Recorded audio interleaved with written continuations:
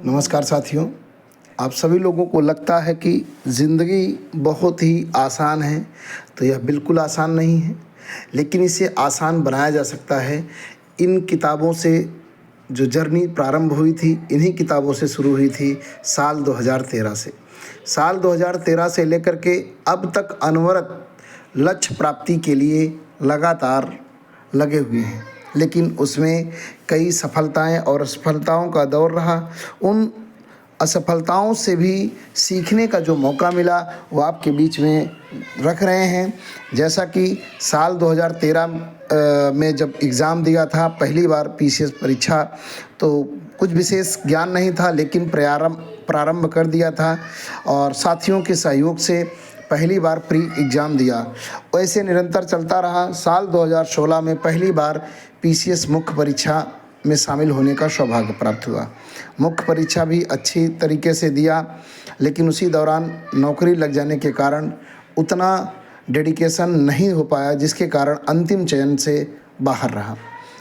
यहाँ पर सिलसिला रुका नहीं, बहुत उतार चढ़ाव आए पारिवारिक जिम्मेदारियों का निर्वहन करते हुए, लेकिन लक्ष्य को प्राप्त करने के लिए लालसा जो बनी थी उसे बरकरार रखा। साल 2017 में पीसीएस प्री का परीक्षा दिया, जिसको उत्तीर्ण हुआ।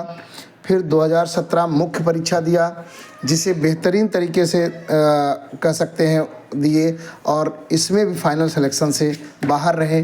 तो 2017 का मुख्य परीक्षा, फिर 2018 जो सबसे कठिन परीक्षा थी, जिसका प्री और मेंस दोनों परीक्षा पहली बार लिखित परीक्षा हुई थी, लेकिन जो इसमें आरएफओ और एसीएफ का जो एग्ज़ाम था उसके लिए भी क्वालिफाई किया।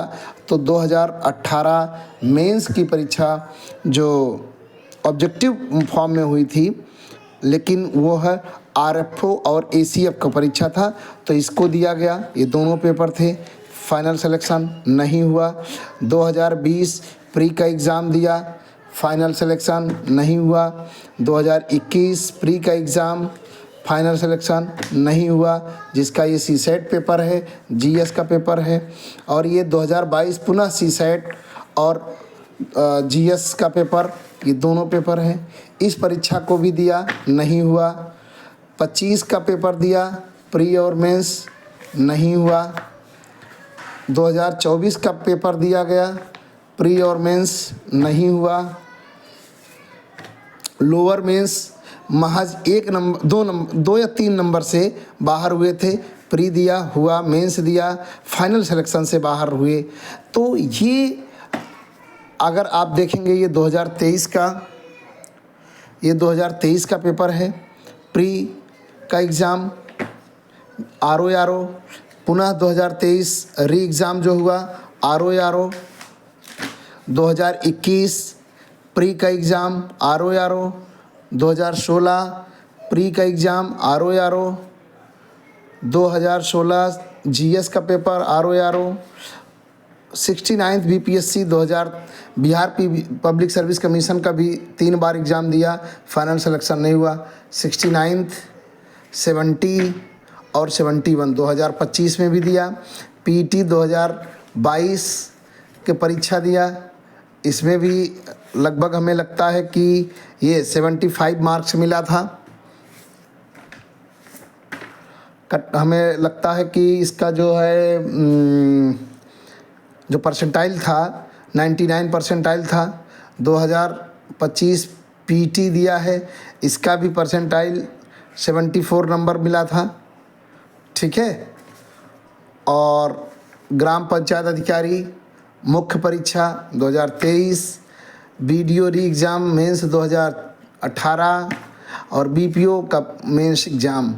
ये आप देख सकते हैं कि हमें लगता है कि अभी तक जीवन में ये तो अभी कुछ कम ही हैं, और भी एग्ज़ाम हैं जिनके डाटा मेरे पास उपलब्ध नहीं हैं, जिनके बुकलेट नहीं उपलब्ध हैं। बहुत बार सफाई होने पर उन्हें हटा दिया जाता है या दूसरे कमरों में रखा है। तो ऐसे पे ये जीवन अनवरत चलने वाली है, और इस संघर्ष से ये सीख मिलती है कि यदि सही दिशा में कार्य किया जाए तो सफलता जल्दी मिलती है। ये जो जीवन में भटकाव रहा, उतार चढ़ाव रहा, जिसकी वजह से आज भी मैं अपने आप को असफल मानता हूँ, लेकिन जीवन में भले ही पीसीएस अधिकारी नहीं बना हूँ, सफलता पीसीएस के तौर पे नहीं मिली है, लेकिन जीवन में जो सफलता प्राप्त करनी चाहिए, जिसे सही मायने में सामाजिक कार्य करना चाहिए, सही मायने में लोगों की मदद करना चाहिए, वह हमेशा हमारे जीवन में रहा है। तो मैं उस अपने जीवन को चरितार्थ करने के लिए निरंतर लगा हूँ और आप सभी के सहयोग आशीर्वाद से उम्मीद करता हूँ कि पुनः एक बार प्रयास करूँगा और मेरे जीवन का ये अंतिम प्रयास रहेगा।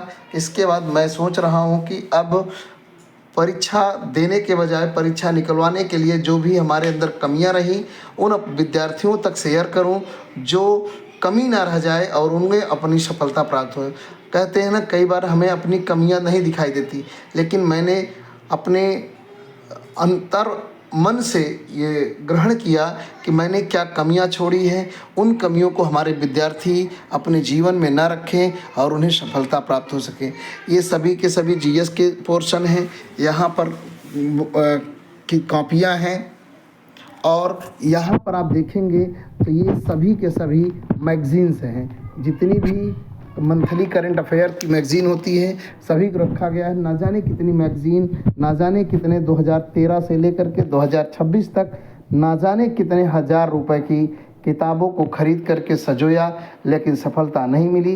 लेकिन फिर भी यह विश्वास टूटा नहीं है, ना तो अडिग है। हमेशा अपने पथ को प्राप्त करने के लिए, अपने लक्ष्य को प्राप्त करने के लिए मन को, जिज्ञासा को लगाए रखने का प्रयास करते हैं, सभी जिम्मेदारियों का निर्वहन करने का प्रयास करते हैं। तो मेरे साथियों, आप लोगों को एक सीख ज़रूर देना चाहूँगा कि मोहब्बत करनी है तो इन किताबों से करो, मोहब्बत करनी है तो इन किताबों से करो, और किसी में कुछ नहीं रखा है। अगर इन किताबों से मोहब्बत कर लिया, जीवन को बदल देती हैं। लेकिन हमने पूरी तरह शिद्दत से इन किताबों पर मोहब्बत नहीं किया, जिसकी वजह से पूरी तरह परिवर्तन नहीं हुआ। लेकिन फिर भी मैं अपने आप को धन्य मानता हूँ कि ईश्वर ने, मैंने अपने माँ बाप को धन्यवाद देता हूँ कि जिन्होंने जन्म दे करके इस कृत्य बनाया कि अपने लोगों की भावनाओं और लोगों के कल्याण के लिए, समाज के उत्थान के लिए अपना योगदान दे सकूं। धन्यवाद। जय हिंद, जय भारत।